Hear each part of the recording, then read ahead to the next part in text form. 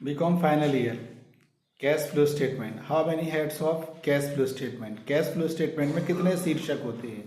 तो cash flow जो statement होता है उसमें नंबर ऑफ 3 हेड्स होते हैं जिन्हें हमें कैलकुलेट करना पड़ता है। सबसे फर्स्ट होता है first head of cash flow statement, cash flow from operating activities.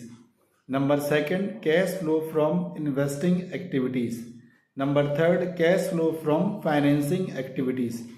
तो ये number of 3 heads of cash flow statement है जिन्हें हम कैश फ्लो में कैलकुलेट करते हैं। आफ्टर तीनों हेडों को कैलकुलेट करने के बाद जो आता है उसको हम बोलते हैं नेट इंक्रीज इन कैश या डिक्रीज इन कैश। पॉजिटिव होता है तो इंक्रीज इन कैश, नेगेटिव होता है तो डिक्रीज इन कैश। सो ध्यान रखिएगा, cash flow statement based on number of 3 heads of cash flow statement, operating activities, investing activities and financing activities.